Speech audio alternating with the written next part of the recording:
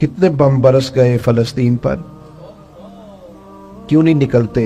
एटमी ताकतें होने के बावजूद भी लोग तगड़ा बयान भी नहीं देते। क्यों नहीं देते? बुज़दिल है। मैदानों में एटमी बम से नहीं लड़ा जाता, ईमान की ताकत से लड़ा जाता है। तरस नहीं आता तुम्हें उन बच्चों पर? सिसकती बिलकती मखलूक पर? तो कहां है अक़वाम मुत्तहिदा की तंजीमें, और कहां है वो यूरोप जो कुत्तों और बिल्लियों के हुकूक पर तंजीमें बनाते हैं, जो जानवरों के हुकूक की बात करते हैं? वो कहां अपने दिलों में छुप गए? फलस्तीन के हस्पतालों पर बम बरसे तो तुम्हारा क्या ख्याल है? तुमसे हिसाब से नमाज रोजे कौन है? अल्लाह के बंदे तड़पते रहे और रब पूछेगा नहीं? रसूल पाक अलैहिस्सलाम ने तो फरमाया, मालिक क़यामत के दिन कहेगा, मैं जो उसकी शान के लायक है। अल्लाह फरमाएगा, मैं भूखा था, तूने खाना क्यों नहीं खिलाया? मैं प्यासा था, तूने, ये सही मुस्लिम की हदीस, मुझे कपड़ों की जरूरत थी, लाया क्यों नहीं? बंदा अर्ज करेगा, मालिक तो खाने पीने से पहनने से पाक है। तो रब फरमाएगा, वो जो तेरे पड़ोस में बंदा भूखा था, तो बंदा तो मेरा ही था ना। वो जो प्यासा तड़प रहा था, तो मेरा ही था ना। वो जिन हस्पतालों पे बम बरसते हैं, वो कौन है? वो जहां जनाजे पढ़ने को कफन मुयस्सर नहीं, वो कौन है? जब वो पूछेंगे बुला के तुमको अपने सामने, तो क्या जवाब जुर्म दोगे तुम खुदा के सामने? तुम सो रहे हो, सियासतें कर रहे हो, इलेक्शन की बातें कर रहे हो? खुदा से डरो। एक बात बड़ी ज़रूरी है, वो मैंने आपसे ज़रूर करनी है। एक आयत है कुरान पाक की, सूरत बकरा पहला सिपारा, आयत नंबर 120। अल्लाह ताला ने ना एक हद बयान कर दी। फरमाया, वलन तरदा अनकल यहूदु वलन नसारा हत्ता तत्तबिया मिल्लतहुम। फरमाया, ये यहूदी और ईसाई तुमसे हरगिज राजी नहीं होंगे। ये कुरान है, और सादा तर्जमा तफसीर की भी ज़रूरत नहीं। ये मुआहदे कर लें, मोहब्बत के वादे कर लें, ये तुमसे राजी नहीं होंगे। कब राजी होंगे? हत्ता तत्तबिया मिल्लतहुम, यहां तक कि तुम इनके दीन की पैरवी करने लग जाओ। मेरा जब पहली दफा पासपोर्ट बना तो मैंने सारा पढ़ा, किताबें पढ़ने का शौक था शुरू से। उसके हर सफ़े पे लिखा है कि सिवाय इसराइल के, यानी आप पूरी दुनिया में ये सबज हिलाली पासपोर्ट लेके जा सकते हैं, खबरदार इसराइल आप ये पासपोर्ट लेके नहीं जा सकते। यानी इतनी नफरत किसी मुल्क से कि उस पर लिख के छाप दिया हर सफ़े पर कि ये पासपोर्ट सिवाय इसराइल के हर मुल्क के लिए कारामद है। मेरा सवाल है अरब के उन लीडरों से जिन्होंने इसराइल के साथ मुआहदा किया, मुझे बताओ, तुम्हें फलस्तीन की बेटियां भूल गई ना सारी की सारी? तुम्हें वो माँ भूल गई ना जो मस्जिद अक्सा के दरवाजे पे खड़ी होकर चीखें मारती थी और कहती थी, कोई अली को खबर करो कि मेरी बच्चियां कैद में हैं? वो भूल गई? तुम्हें वो बहन भूल गई ना जिस पर शराब की बोतल उंडेलते थे इसराइल के फौजी? वो आपको अभी भी वीडियो मिल जाएगी। वो उंडेलते थे शराब की बोतल, उसे पकड़ते थे, दस्त दराजी करते थे, और वो बेटी कहती थी, या रहमतल लिल आलम। भूल गया तुम्हें वो सारा कुछ? तुमने एक मिनट लगाया और तुम मुआहदा किससे करवा रहे हो? अमेरिका के सदर से। इतना जुल्म किया तुमने, इतना कातिल के साथ मुआहदा। क्या समझते हो फलस्तीन वालों का कोई वाली वारिस नहीं? सुनो, मेरे रसूल करीम सल्लल्लाहु अलैहि वसल्लम ने फरमाया, मेरा कोई मालदार उम्मती दुनिया से चला जाए, पैसे जायदादें छोड़ के जाए, तो उसकी औलाद में बांट देना, लेकिन अगर उसके जिम्मे कर्जा हो तो मेरे पास आ जाना, मैं अपने उम्मती का कर्ज अदा करूंगा। जिसका कोई वारिस नहीं होता, मदीने वाला उसका वारिस होता है। मैं कर्ज दूंगा अपने उम्मती का। क्या समझते हो फलस्तीनी लावारिस है? सुबह कयामत नबी पाक तुमसे सवाल करेंगे, तुम्हें अल्लाह के हुजूर हाजिरी देनी है। क्यों नहीं सुलह करता इसराइल फलस्तीन के साथ? लबनान के साथ दोस्ती क्यों नहीं करता? शाम सारा कट गया इसराइल की वजह से, और आज तुम्हें ख्याल आया उनके साथ मुआहदा करने का? हमें सबक पढ़ाते हो, खुदा से डरो। और फिर इकबाल कहते हैं, मुसलमानों से मायूस ना होना, हुक्मरानों से ज्यादा उम्मीदें भी ना लगाना। वो जो छोटे छोटे लोग निकले थे ना सहरा से, बज़ाहिर गरीब थे, बज़ाहिर उनके पास माल नहीं था, वो खालिद बिन वलीद जैसे, वो साद बिन अबी वकास जैसे, बज़ाहिर उनके पास ज्यादा असला नहीं था। इकबाल कहने लगे, मायूस ना होना, ये नहीं कहना बन कुछ नहीं सकता। फरमाने लगे, रात मैंने सुना है फरिश्ते आपस में बातें कर रहे थे। वाह इकबाल, तेरा भी अंदाज कितना निराला है। कहने लगे, रात फरिश्ते आपस में बातें कर रहे थे, मैंने सुन ली हैं। भला वो क्या कह रहे थे? ये सारे लोग ना खालिद बिन वलीद, साद बिन अबी वकास, ये सहरा के रहने वाले थे, और उस वक्त की सबसे सुपर पावर रोमा कहलाती थी। उलट पुलट के रख दी सारी रोमी सल्तनत। तो इकबाल कहने लगे, रात फरिश्ते आपस में बातें कर रहे थे कि सुना है पाकिस्तान के, हिंदुस्तान के मुसलमान जवान मायूस हो गए, کہنے لگا نہ مایوس ہونا، نکل کے صحرا سے، جس نے روما کی سلطنت کو الٹ دیا تھا، نکل کے صحرا سے۔ گرمی دیکھو اس شعر کی، ولولہ دیکھو اس مرد کا جو مصور پاکستان ہے، نکل کے صحرا سے جس نے روما کی سلطنت کو الٹ دیا تھا، سنا ہے میں نے یہ قدسیوں سے، وہ شیر پھر ہوشیار ہوگا۔ وہ کل باتیں کر رہے تھے کہ بہت سارے ان میں سے پھر جاگ گئے اور بڑی جلدی وہ بلاک بنائیں گے۔ سنا ہے میں نے یہ قدسیوں سے کہ وہ شیر پھر ہوشیار ہوگا، وہ آئے گا میدان میں، نکلے گا، اور انشاءاللہ یہی چراغ جلے گا تو روشنی ہوگی۔ قرآن مجید نے واضح کہہ دیا ہے کہ یہودی اور عیسائی تم سے راضی نہیں ہو سکتے حتی تتبع ملتہم، جب تک کہ تم ان کے دین کی پیروی نہ کرو۔ ان کو کسی طریقے سے معاذ اللہ عیسائی بنایا جائے۔ نبی پاک علیہ السلام کی جو محبت ہے نا، وہ انسان کے لیے زندگی کو آسان کر دیتی ہے۔ حضور سے پیار ہوتا ہے نا تو بندہ نفرت کرنی ویسے ہی چھوڑ دیتا ہے۔ حضور سے پیار کرتا ہے، ہرس ہوس لالچ ویسے ہی نکل جاتا ہے۔ جب حضور سے محبت ہو جاتی ہے، نماز پڑھنا، درگزر کرنا، درود شریف پڑھنا، قرآن پاک پڑھنا، دین کی خدمت کرنا، حتیٰ کہ جان دینا بھی آسان ہو جاتا ہے۔ نبی پاک علیہ السلام کی محبت انسان کو کبھی بھی پریشان نہیں ہونے دیتی، الجھنے نہیں دیتی، تازہ دم رکھتا ہے حضور کا پیار۔ شرط یہ ہے کہ محبت صحیح ہو، اصلی ہو، باطن میں ہو۔ یہ آپ کے ذہن کے اندر کبھی بھی کسی بدبو کو نہیں آنے دے گی، طبیعت کو تازہ دم رکھے گی، سکون میں رہے گی۔ لیکن نبی پاک علیہ السلام کی محبت کے کچھ تقاضے ہیں، ان تقاضوں کو سمجھنا پڑے گا۔ بالخصوص امت اس وقت جس جگہ پہ کھڑی ہے، آپ دیکھیں کہ اتنی بربریت اور اس جیتے جاگتے دیکھتے ماحول میں کہ جس میں ہر چیز کیمرے کی آنکھ دیکھ رہی ہے، اس میں اس قدر زیادہ اسرائیل کی جارحیت، اس کے جواب میں دو تین تازیانے ہیں یوں سمجھنے والے۔ ایک ہے کہ میں کوئی جذباتی بات کروں گا، آپ اس کی تائید کر دیں گے۔ ایک ہے کہ پہلوؤں پر غور کرنے کا وقت ہے کہ اتنے کٹھن ماحول میں بھی اگر مسلم امہ کے لیڈر بیدار نہیں ہو رہے تو آپ کو پس منظر سمجھنا پڑے گا کہ ہم نے نبی پاک کی محبت کے تقاضوں کو نہیں سمجھا۔ حضور سے محبت ہے نا تو پھر نبی پاک کو تو سادہ طرز زندگی پسند ہے، حضور کو تو پسند نہیں ہے۔ اللہ کے محبوب نے تو دعا مانگ کے فقیری لی اللہ تعالیٰ سے۔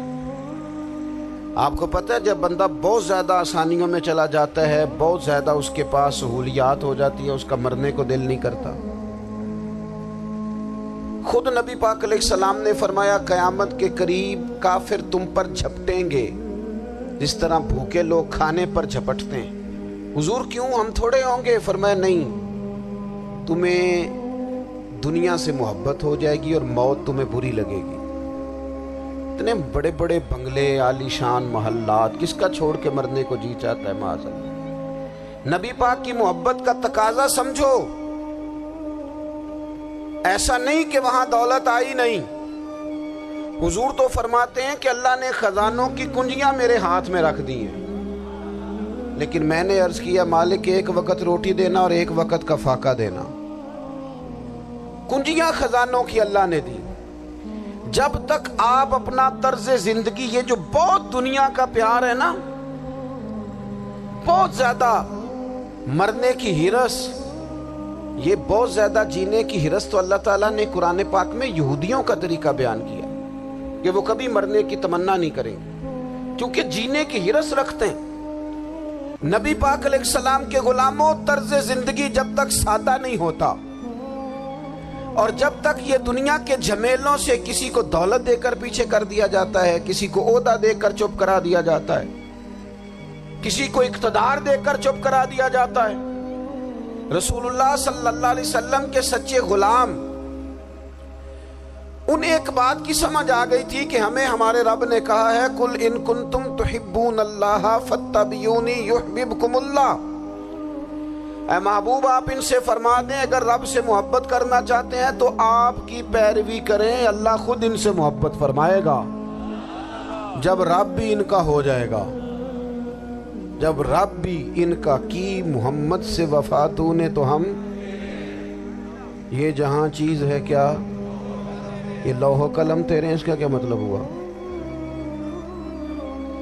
لوح و قلم، قلم لکھتی ہے نا تقدیریں، مقدر فیصلے، تو لوح و قلم تیرے ہیں، اس کا مطلب یہ ہے کہ پھر رب کریم تیرے اوپر فضل کرے گا، اور وہ جن فیصلوں کی امت کو دیانت سے چاہت ہے اللہ اپنے فضل سے وہ فیصلے فرمائے گا۔ جب تک زندگی حضور کی غلامی کی طرف نہیں جاتی وہ اللہ تعالیٰ کی تائید نہیں پاتی۔ حضرت عبداللہ ابن حذافہ رضی اللہ تعالیٰ عنہ کو رومیوں نے قید کر لیا تھا، اور جب رومی آپ کو قید کر رہے تھے، پکڑ رہے تھے، جنگ میں کچھ موڑ ایسا آ گیا کہ بظاہر مسلمانوں کے قدم پیچھے ہٹ رہے تھے، تو 1000 آدمی نے 100 آدمی نے مل کے آپ کے گرد گھیرا ڈالا اور بڑی مشکل سے آپ کو گرفتار کیا۔ جب بادشاہ کے سامنے لے گئے نا تو بادشاہ سے اس کا سپہ سالار کہنے لگا کہ بندہ ضائع کرنے والا نہیں، یہ بات سمجھیں آپ، ہماری طبیعت کے مطابق جو بندہ پورا نہیں اترتا ہم ضائع کر دیتے ہیں۔ حالانکہ اگر آپ کو مخالف صف میں بندہ کام کا نظر آئے تو آپ غور فرمائیں کہ یہ ہمارے قافلہ محبت میں کیسے شامل ہو سکتا ہے، اس کے لیے جد و جہد کریں تاکہ اس سے کام لیا جا سکے۔ اس نے کہا، روم کے بادشاہ نے بندہ ضائع کرنے والا نہیں، وزیر نے کہا بادشاہ سے، اس نے کہا کیا کریں، کچھ ایسا کریں کہ یہ معاذ اللہ ہمارے دین میں آ جائے۔ اور قرآن مجید نے واضح کہہ دیا ہے کہ یہودی اور عیسائی تم سے راضی نہیں ہو سکتے حتی تتبع ملتہم، جب تک کہ تم ان کے دین کی پیروی نہ کرو، ان کو کسی طریقے سے معاذ اللہ عیسائی بنایا جائے۔ تو بادشاہ کہنے لگا 2-3 چیزیں ہیں جس سے کوئی بندہ بھی خریدا جا سکتا ہے، کر لیتے ہیں بات۔ اس نے سب سے پہلے حضرت عبداللہ ابن حذافہ سے کہا کہ جتنے پیسے آپ کہیں گے آپ کو ملیں گے، آپ اس دین میں آ جائیں معاذ اللہ۔ تو حضرت عبداللہ ابن حذافہ نا، کچھ لوگ بڑے سیانے ہوتے ہیں، بردبار ہوتے ہیں، بعض باتوں پر غصہ نہیں کرتے، ہنستے ہیں۔ حضرت عبداللہ ابن حذافہ ہنس پڑے، فرمانے لگے تجھے کس نے بادشاہ بنایا، تو بڑا بیوقوف آدمی ہے۔ اس نے کہا کیا مطلب؟ فرمانے لگے نادان، میں تو تلوار لے کے میدان میں آیا ہوں، مجھے دولت کمانی ہوتی میں تجارت کرتا، میں تجارت نہیں کر رہا، میں تو شہادت کے لیے نکلا ہوا ہوں، اور تو مجھے کہہ رہا ہے پیسے لے لے، کو عقل کی بات کر۔ اس نے دوسری بات کی، اس نے کہا کہ میں بادشاہ ہوں، میرے نیچے جتنے بھی عہدے ہیں، وزیر، مشیر، وزیر خزانہ، جو آپ عہدہ کہیں گے آپ کو دے دیا جائے گا، آپ اس طرف آ جائیں۔ تو حضرت عبداللہ ابن حذافہ کہنے لگے پھر کہتا ہوں تو بڑا نادان ہے۔ فرمانے لگے میں حضور کا صحابی ہوں، اور صحابی ہونے سے بڑا عہدہ دنیا میں ہے ہی کوئی نہیں۔ صحابہ وہ صحابہ جن کی ہر صبح عید ہوتی تھی، خدا کا قرب حاصل تھا، نبی کی دید ہوتی تھی۔ کہا تو مجھے لالچ دے رہا ہے۔ اب انہوں نے ایک نئی چال چلی۔ وزیر کہنے لگا کہ میں ایک اور طرح سے معاذ اللہ کوشش کرتا ہوں پگھلا دینے کی۔ آپ اندر کمرے میں قید تھے تو وہاں ایک خاتون کو بنا سنوار کر بھیج دیا گیا۔ دوستو یاد رکھنا، تگڑا اور مضبوط جوان پتہ کون ہوتا ہے؟ جس کی نظریں پوری طرح اس کے کنٹرول میں ہوں، یہ علامت جوانی ہے۔ جس آدمی کا پوری طرح، 2 لوگ دنیا میں کبھی کوئی کارنامہ سر انجام نہیں دے سکتے، ایک جو حرام کھاتا ہو، ایک جس کی نظر ناپاک ہو۔ محمد بن قاسم جب یہاں آئے تھے نا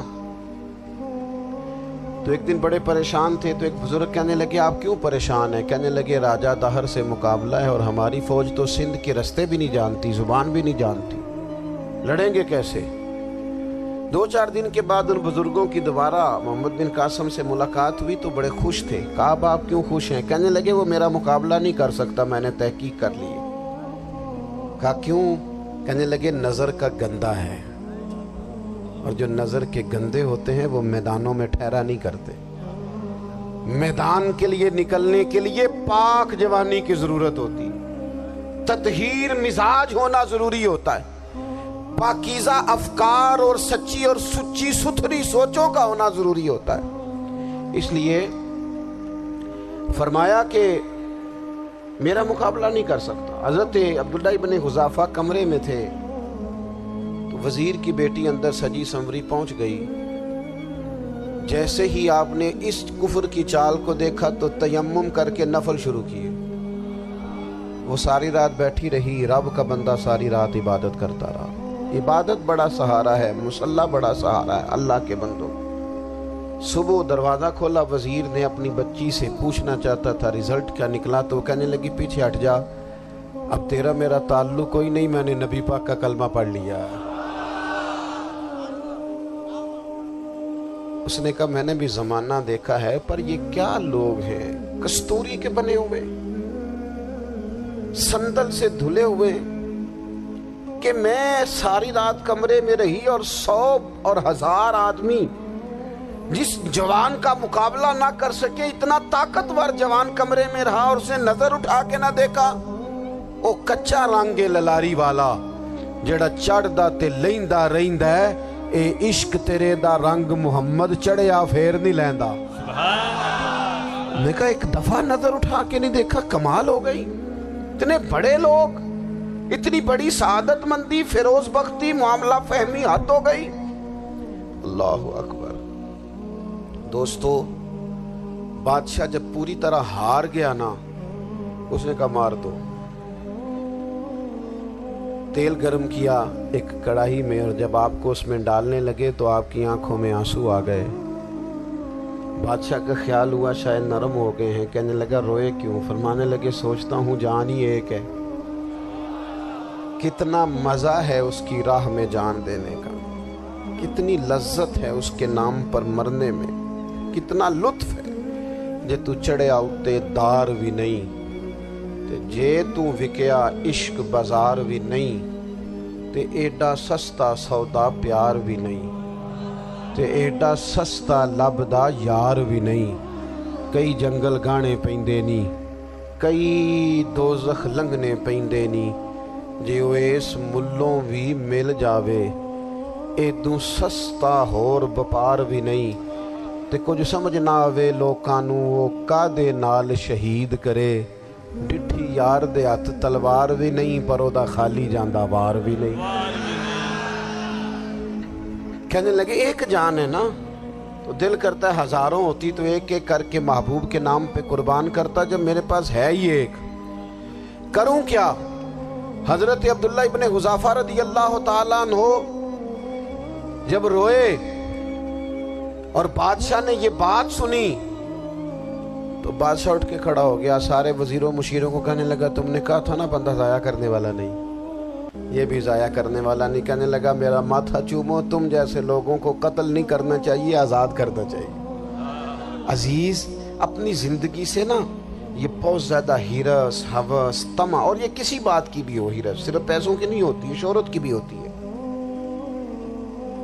یہ بیماری انسان کو اقتدار کی بھی ہوتی ہے، تعریف کی بھی بیماری ہوتی ہے، یہ سارے نقص ہوتے ہیں لوگوں کو، اور معاذ اللہ بعض جبوں کبوں کے اندر بھی ہوتے ہیں، وہاں بھی پنپتے۔ اپنی زندگی جب تک اس سادگی میں نہیں لاؤ گے جو رسول پاک نے عطا فرمائی، جب لوگ آسانیوں میں پوری طرح الجھ گئے تو پھر وہ دور ہوئے اور کفر چڑھ گیا۔ دوسری بات، اللہ کے محبوب صلی اللہ تعالی علیہ وسلم کی محبت ہم سے تقاضا کرتی ہے کہ ہم اس مشن کے لیے کام کریں جس مشن کے لیے رسول پاک نے کام فرمایا ہے۔ ہم سارے کام بڑی مضبوطی سے، سوچ سمجھ کے، تدبر سے، حکمت سے، تقاضوں کو مد نظر رکھتے ہوئے کرتے ہیں سارے کام۔ دین کے کام میں ہمارا مزاج نہیں ہوتا، او ہو جائے گا جی، آپ بسم اللہ پڑھیں جی، شروع کریں جی۔ آپ تقاضوں کو سمجھیں، چیزوں کو دبائیں نہیں، چیزوں پر غور کریں۔ کسی کے ذہن کی سطح پر سوال ابھرتا ہے، اس کا تسلی بخش جواب دیں۔ اپنی زندگی میں دین کے کام کے لیے اپنے آپ کو وقف کریں. اور دین کے کام کے بہت سارے پہلو ہیں. ہزاروں لوگوں کو قرآن پاک ٹھیک پڑھنا نہیں آتا. ہزارہا لوگ ہیں جو قرآن مجید کے مطالب سے آگاہ نہیں ہیں. دین کی بنیادی ضروریات سے لوگ نابلد ہیں. میں آپ کو کس طرح یہ بات سمجھاؤں کہ ہزاروں کی تعداد میں طلاقیں اس لیے ہوتی ہیں کہ مردوں کو طلاق کے مسئلے نہیں آتے. انہیں پتہ نہیں ہے کہ مجھے حقوق زوجین کے معاملے میں کیسے چلنا. ڈھیر سارے گھروں میں تباہی اس لیے ہے کہ تربیت اولاد کا دینی منہج ہمیں نہیں پتا. اپنا حصہ ملائیں دین کے کام میں. ایک آدمی کو اگر تو نمازی کرنے میں کامیاب ہو گیا, تیری زندگی بدل گئی. وہ دین بیزار لوگ جو ہمارے بیچ بیٹھ کے ہماری نوجوان نسل کو پگڑی اور داڑھی کا نام لے کے بنیادی طور پر دین سے دور کرتے, ایسے نوجوانوں کو دین کا پیغام محبت دے کر دین کے قریب کرنا ہماری ڈیوٹیوں کا حصہ ہے. ہمیں ذمہ داری کا احساس کرنا پڑے گا. ہمیں یہ خاص قدم اٹھانا پڑے گا, توجہ دینی پڑے گی. مساجد, مدارس, میں آپ سے عرض کروں, اتنی ڈٹ کے مخالفت ہوتی ہے نا مدرسوں کی, اتنی ڈٹ کے. میں ادارہ چلاتا ہوں, اس کے چلانے میں جو مشکلات ہیں وہ تو ہم بتا نہیں سکتے آپ کو, اس لیے کہ میری قوم, میرا اس قوم سے تعلق ہے جو نعت خواں امیر کرنا چاہتی ہے, مدرسے نہیں. ہاں, نقیب خطیب پیدا کرنا چاہتی ہے, شعر و شاعری کی زندگی کو پروان چڑھانا چاہتی ہے. فقط ہمارا ان لوگوں سے تعلق ہے جو لاکھوں کروڑوں روپیہ محافل پہ لگائیں گے. اور قاری صاحب بیچارے اگر مسجد کا کوئی ہونے والا کام کسی وقت بتا دیں گے تو وہ بڑی مشکل آ جائے گی ان کے لیے. یہ کیسے ہو سکتا ہے, آپ نے یہ ڈیوٹی بتا دی. مدارس اور جتنا اہم رول دین کو پھیلانے میں مدارس اسلامیہ کا ہے, اتنی زبردست. لوگوں کا خیال ہوتا ہے میری طرح کے لوگ شاید کام کرتے ہیں, ڈیوٹی کرتے ہیں. یہ 10-15 لوگ آپ کو نظر آتے ہیں جو آپ کو کہیں میڈیا پر یا ادھر ادھر ڈیوٹی کرتے. مخلص لوگ اپنی جگہ پہ وہ بھی بڑا ہی کام کر رہے ہیں, جو میڈیا پہ آ کے بھی اخلاص سے اور درد دل سے کو دین کی, ان کی بھی کسی بات کی حوصلہ شکنی نہیں. لیکن ہزارہا اساتذہ جو مدارس میں بیٹھ کے پڑھاتے ہیں, جنہوں نے وہ سارے لوگ تیار, آپ سمجھ نہیں سکتے کتنا بڑا کام. حفظ کا استاد جو ہوتا ہے نا, اس کی ڈیوٹی 24 گھنٹے ہوتی ہے فجر سے پہلے, اور اس نے بچوں کو اٹھانا ہے. تنخواہ تو ہم انہیں دینا نہیں نہ چاہتے جی, تنخواہ نہیں دے دی انہوں نے. ہمیں مولوی امیر نہ ہو جانا. مولوی نو تے سوٹ بھی 27ویں والی رات دے ہے تاکہ کدھر سوان کے عید والے دن پا نہ لوے, کیونکہ 27ویں تو بعد تے درزی پھڑتا ہی کوئی نہیں. کیوں حضرت, ایسا ہی ہے نا, اس وقت تو نہیں نہ لیتا. تو ہم چاہتے ہیں مولوی ہماری مرضی کے ہماری طرح کا سوٹ نہ پہن لے. مدارس کی مضبوطی آپ یہ دیکھ لیں, یہ صلاح الدین ایوبی کا تعلق بھلا کس چیز سے تھا؟ غوث اعظم کے مدرسے سے. حضور غوث اعظم کے مریدوں کی جماعت اس کے ساتھ شامل تھی. کون لوگ تھے جنہوں نے مدارس سے فیض پایا؟ رازی اور غزالی, حضور غوث اعظم, خواجہ اجمیر, یہ سب لوگ مدارس کے لوگ ہیں. کمزوریاں ہیں, غلطیاں ہیں, بہت ساری چیزوں کی اصلاح کی ضرورت ہے, لیکن یہ دین کا بہت بڑا قلعہ ہوتا ہے مدرسہ. لیکن اس کی مخالفت کی جاتی ہے. مجھے بتائیے, اگر مدرسوں میں کمزوریاں ہیں تو کالجوں یونیورسٹیوں میں نہیں ہیں؟ ہم نے کبھی مخالفت کی ہے بند کر دو سارے؟ لیکن لوگوں کا جب خیال آتا ہے, جب ہمارے ایک سابقہ وزیر صاحب تھے سر راہ, کسی دعوت میں میری ان سے ملاقات ہو گئی تو انہوں نے کہا مدرسوں کا کردار کیا ہے آج کے ماحول میں. میں نے انہیں کہا کہ مختلف کورسز آپ کراتے ہیں نا, تو اس کے لیے پھر مختلف ویکینسیز ہوتی ہیں جہاں بچوں کو مدرسے کا کورس کرایا جاتا ہے تو استاد بننا ہوتا ہے, اس نے خطیب بننا ہوتا ہے, مسجد کی ڈیوٹی کرنی ہوتی ہے. میں نے کہا بالکل کوئی حکومت سرپرستی نہیں کرتی, لیکن اللہ کا فضل ہے. کبھی آپ نے کوئی مسجد سنی ہے جس میں جمعے والے دن مولوی نہ ملا ہو جمعہ پڑھانے کے لیے؟ کبھی آپ کو رمضان میں ایسی مسجد ملی ہے جس میں قرآن مجید سنانے کے لیے حافظ نہ ملا ہو؟ یہ ہو سکتا ہے کسی حافظ کو مسجد نہ ملے. تو مدارس کے ذمے جو کام تھا مدارس نے جم کے کیا ہے اور ڈٹ کے کیا اللہ کے فضل سے. اور مدارس کے لوگوں کو بھی کمزور نہیں پڑنا چاہیے, کبھی کسی وزیر مشیر مالدار کے روب میں نہیں آنا چاہیے, قطعاً نہیں. کیوں؟ کہ یہ وہ عظیم لوگ ہیں رسول اللہ صلی اللہ علیہ وسلم کے دین کے غلام کہ ابھی ایک لفظ نہیں پڑا ہوتا الف با تا سا، پہلے دن گھر سے نکلتے ہیں تو حضور فرماتے ہیں اللہ کے فرشتے ان کے پیروں کے نیچے پر بچھا بھی دیتے ہیں، پہلے دن اتنا بڑا اعزاز ملتا ہے۔ تو حضور کی محبت کا تقاضا ہے دین کا کوئی کام کیا جائے۔ ایک خاتون مسجد نبوی شریف میں جھاڑو دیتی تھی پر کوئی کام تو کرتی تھی نا، اور کس مسجد میں؟ جہاں 70,000 فرشتے صبح آتے ہیں 70 شام آتے ہیں، اس مسجد میں وہ خاتون جھاڑو دیتی تھی۔ بخاری ہے، جب ان کا انتقال ہو گیا صحابہ نے سوچا کہ حضور کو تکلیف ہوگی، بغیر بتائے جنازہ پڑھ دیا۔ حضور صبح تشریف لائے، تازی قبر دیکھی، اور محبوب وہ ہیں جو فرش پہ کھڑے ہو کے عرش کی خبریں دیتے ہیں۔ نبی پاک علیہ الصلوۃ والسلام نے فرمایا کہ مجھے اطلاع کیوں نہیں دی اس کے انتقال کی؟ یہ کرم دیکھو، کوئی ڈیوٹی تو کرتی تھی نا یار، پر خلوص سے، پر پیار سے، پر اللہ کو راضی کرنے کے، پر درد دل سے۔ اور دین کی ڈیوٹیاں کرنے والے دوستو سنو، حضور صبح آئے، قبر کو دیکھ کر فرمایا مجھے کیوں نہیں بتایا؟ یا رسول اللہ آپ کو تکلیف دینا مناسب نہ جانا؟ تو قبر پہ کھڑے ہو کے حضور نے فرمایا صف بناؤ میں دوبارہ جنازہ پڑھاؤں گا، صف بناؤ میں دوبارہ جنازہ پڑھاؤں گا۔ کوئی ڈیوٹی تو۔ تیسرا تقاضا حضور کی محبت کا، سمجھو میں بس بڑی جلدی بات سمیٹنے لگا ہوں، حضور کی امت سے پیار کرو، یہ نبی پاک کی محبت کا تقاضا ہے۔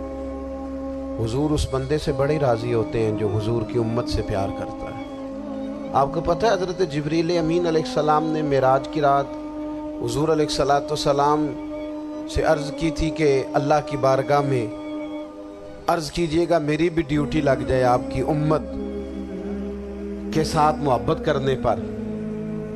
تو یہ کیوں کہا تھا انہوں نے؟ علماء نے لکھا اس لیے کہا تھا کہ حضرت جبریل بھی جانتے ہیں کہ حضور کی امت سے محبت کی بات کی جائے نا تو نبی پاک راضی ہوتے ہیں۔ امت سے پیار کرو گے نا، امت سے۔ ایک صرف بات کا خیال رکھنا، عقیدہ برا ہو تو بات دوسری ہے، ورنہ میرے محبوب کی امت کا ایک ایک شخص جو مدینے والے کا کلمہ پڑھتا ہے، جو حضور کا غلام ہے، اس کے بارے میں اپنے دل میں گنجائش رکھنا، پیار رکھنا، وارفتگی رکھنا۔ او دوستو یہاں لوگ کس طرح گروہوں کو، جماعتوں کو سپورٹ کرتے ہیں۔ نبی پاک نے اس امت کی کثرت پر فخر بیان کیا، اور حضور فرمانے لگے 120 صفیں جنتیوں کی ہوں گی، قیامت میں 80 صفیں صرف میری امت کی ہوں گی، میں کثرت امت پر فخر کروں گا۔ ان لوگوں سے پیار کرنا ہے، ان کے دکھ درد کو سمجھنا ہے۔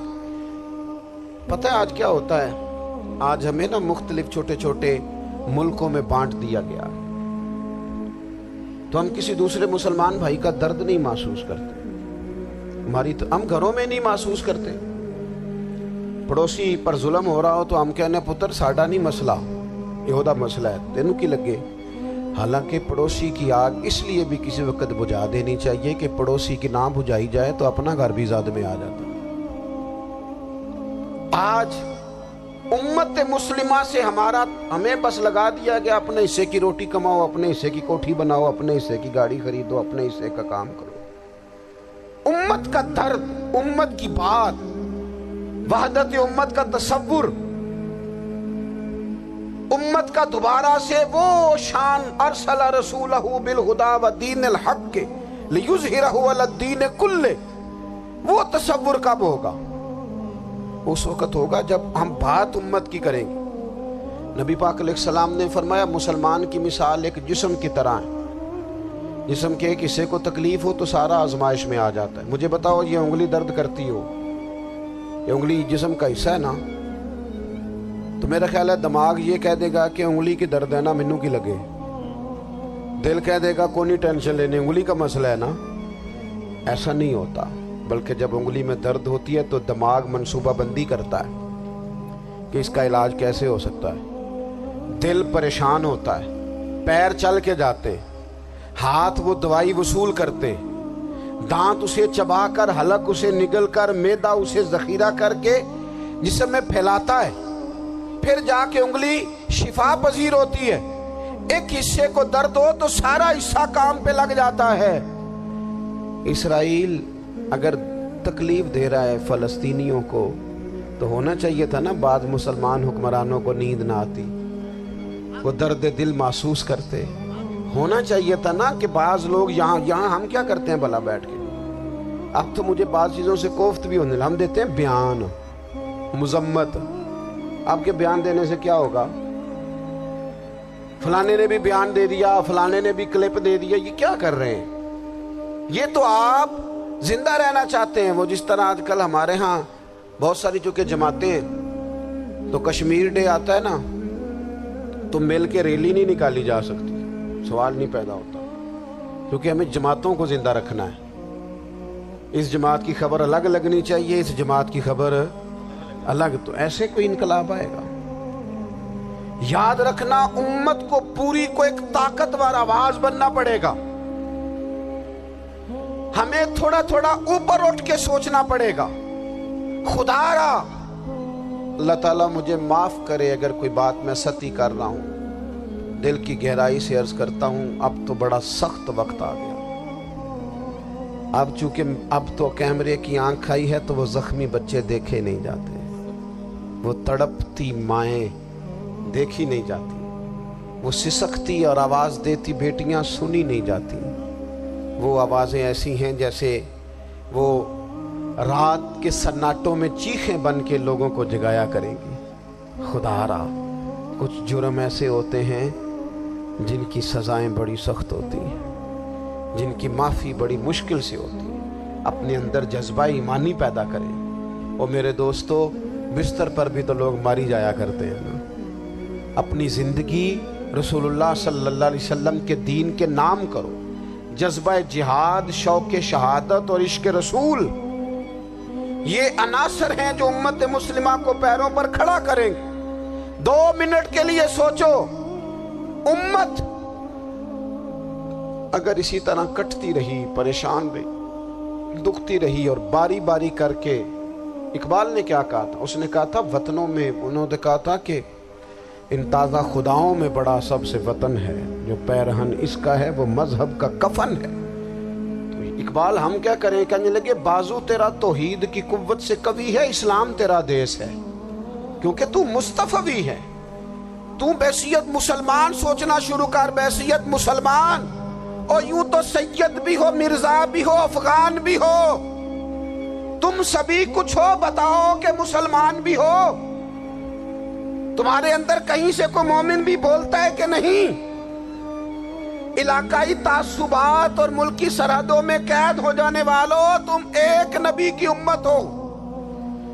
کیوں نہیں سمجھتے جب کشمیر کی بیٹی روتی ہے تو مدینے والے محبوب پاک علیہ السلام کی امت کی بیٹی روتی ہے، جب فلسطین کی بیٹی روتی ہے تو امت کی بیٹیاں روتی ہیں۔ خدا را کچھ درد دل اپنی طبیعت میں پیدا کریں۔ میں حکمرانوں کی بات نہیں کرتا، میں تو عام لوگوں سے ایسے تبصرے سنتا ہوں جو نہیں کرنے چاہیے۔ وہ نہیں جی نہیں، دوسرا رخ بھی دیکھو، عام آدمی اٹھ کے، عام لوگ بھی یہ خطرناک سوچیں اور ان سے خوفناک نتائج برآمد ہوں گے۔ تو 3 باتیں میں نے آپ کی خدمت میں عرض کی ہیں۔ ایک تو کوشش کریں اپنی زندگی کے اندر کہ زندگی کو سادہ کریں، پیسہ ضرور کمائیں لیکن پیسے سے پیار نہ کرو، پیار تو مدینے والے رسول سے کرنا۔ دولتیں، ہرس، ہوس، طمع، ان سے باہر آؤ۔ اور دوسری گزارش آپ کی خدمت میں یہ عرض کی ہے، کچھ نہ کچھ دین کا کام، اور اس میں بھی شہرتوں سے بچتے ہوئے، تصویروں سے بچتے ہوئے۔ میں ہر محفل میں شاید کہتا ہوں میری فوٹو آ رہی ہے اور لائیو آ رہا ہے اور فلاں ہو رہا ہے، لیکن اس محفل کا خوبصورت انسان وہ ہے جو سب سے پیچھے بیٹھا ہے، وہ کسی فوٹو کے لیے نہیں آیا۔ اور میں ڈھیر سارے لوگ دیکھ رہا ہوں، یہ جو آگے بیٹھ جاتے ہیں بعض اوقات 5، 7، 10 لوگ، یہ بڑی تصویر سازی کرتے ہیں، لیکن جو پیچھے بیٹھے ہوتے ہیں، ان کی کوئی فوٹو نہیں آتی۔ اور میں نے بہت سارے لوگوں کو دیکھا ہے کبھی موبائل کو ہاتھ بھی نہیں لگاتے، لیکن جن کے لیے آئے ہیں انہیں تو پتہ ہے نا کون کون آیا ہے۔ اور کچھ دین کے لیے کریں۔ اور تیسری گزارش آپ کی خدمت میں یہ ہے کہ امت بن کر بھی ضرور سوچیں اور امت کے دکھوں کا مداوع بھی کریں، اور امت مسلمہ کا درد بھی اپنے سینے میں ضرور محسوس کریں۔ اللہ تعالی ہماری اس بزم کو جی ایک بات اور سن لیں جی، نبی پاک علیہ الصلوۃ والسلام نے ارشاد فرمایا، لائیں جی، حضور سید عالم علیہ الصلوۃ والسلام نے ارشاد فرمایا کہ جب تک بندہ اللہ کے بندوں کی مدد میں رہتا ہے نا، اللہ بھی اس کی مدد کرتا رہتا ہے۔ یعنی اگر آپ امت کے لیے سوچتے ہیں، کوئی امت کے لیے فکر پیدا کرتے ہیں، کچھ امت کی سوچیں لاتے ہیں، تو اللہ بھی مدد فرمائے گا۔ اور یہ بات اچھی طرح یاد رکھیں، جب بھی بندہ کوئی ایسا کام کرتا ہے نا جو خالص اللہ کی رضا کے لیے ہو، تو رب کی مدد ضرور آتی ہے۔ وَلَقَدْ نَصَرَكُمُ اللَّهُ بِبَدْرٍ وَأَنْتُمْ أَذِلَّةٌ۔ تو یہ کام کریں گے تو اللہ کی مدد بھی آئے گی۔ اللہ توفیق عطا فرمائے۔ وَمَا عَلَيْنَا إِلَّا